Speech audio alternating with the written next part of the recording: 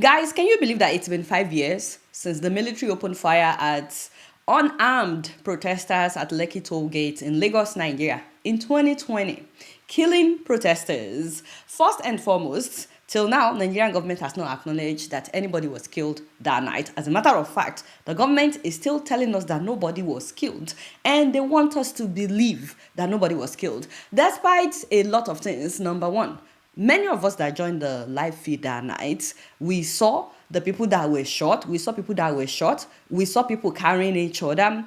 Also, there was someone on Instagram that night that was using his vehicle to carry people to the hospital because the military prevented ambulances from getting to that Lekki toll gate. They refused to let them carry victims that night. And so there was a man on Instagram that was carrying people with his vehicle, although later he deleted all those videos.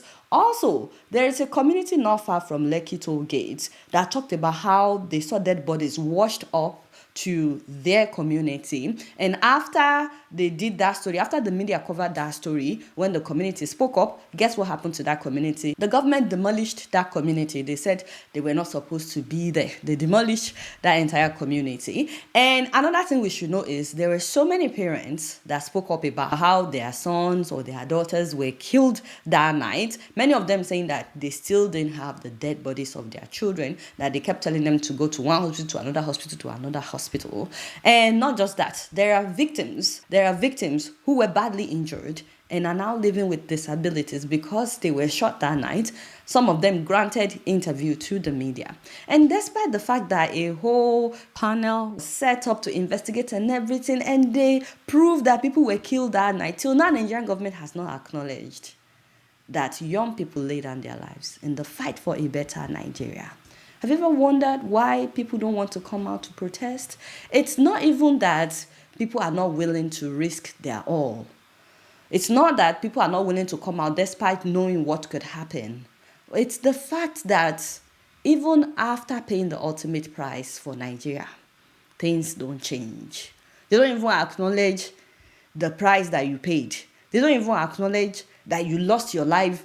The government wants us to believe nobody died. And you will think that now that we have a new government, because this all happened when Buhari was in power, not only did Buhari not acknowledge, even his vice presidents, pastor, did not acknowledge that any young person was killed that night. But now that we have a new government, Tinubu is the one in government now, you will think that, oh, he would at least acknowledge what happened that night. Oh, who am I kidding? I'm sorry.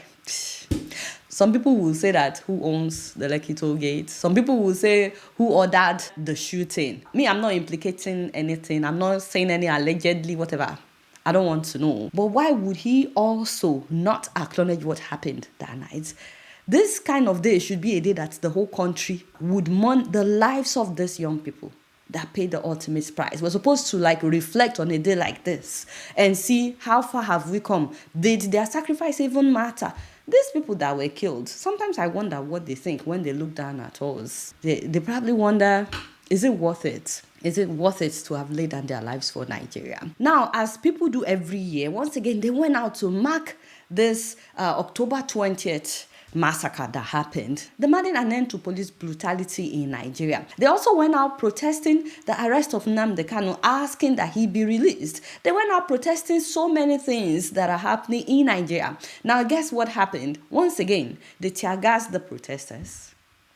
They harassed these protesters. How do you use police brutality to try to convince us that there is no police brutality? Does that make sense to you? Is this a play? You are using police brutality to try to convince us that there is no police brutality. The devil is a liar. I saw so many videos, so many pictures, people running away from security men because they kept shooting tear gas at them. They arrested at least 13 people. But of all the videos that I saw on this day, this is the one that broke my heart the most. Guys, this is the director of EIE Nigeria. EIE means enough is enough. It's an organization that promotes good governance and citizen engagement in Nigeria. Yemi Adamolekun, trying to lay a wreath, an arrangement of flowers in honor of the young people that were killed at the Lekki toll gate in 2020.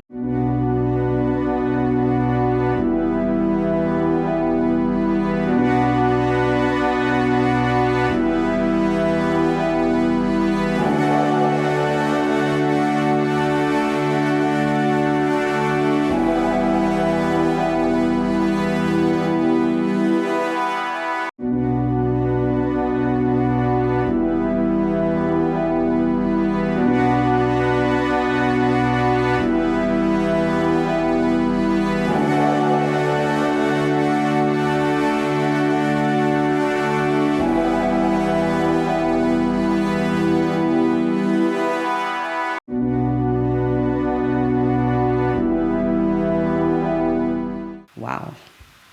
Wow. It has gotten this bad. We can't even lay flowers anymore. We can't lay a wreath. I know that a lot of people, quite frankly, don't care about this day because they feel like maybe those of us that are speaking out, we're just wasting our time when it comes to Nigeria. But these are the moments that define us as a nation. If you want to know whether or not we are serious about becoming a better country, this is one of the yardsticks. The value we place on human lives. The value we place on human lives as a nation. Every Nigerian should be outraged by this. Maybe these policemen were not giving orders, maybe they are overzealous, but nothing has been done after they did what they did. And then some police officers came after, they basically just escorted them away from there. This is beyond ridiculous. When I see things like this, I wonder if we're really serious about becoming a better country. Imagine if every Nigerian should post this. But we already know Nigeria is not a sane country because we are still in denial. The people that were killed were not killed. We want people to believe that nobody died. Until we learn to value human lives, whether rich or poor, whether influential or not, we're not ready to change as a nation. Our deepest condolences once again to those who lost their loved ones that night. For the parents, for their loved ones. Many of them actually are not able to speak out because of fear. Our deepest condolences. And those who suffered injuries that night. As for us young people, we will not forget. We will continue to remember the price that they paid for us to have a better country. Hit that subscribe button if you're here too. Follow me on Facebook, Instagram, and TikTok. Until next time, I will see you later. Peace out.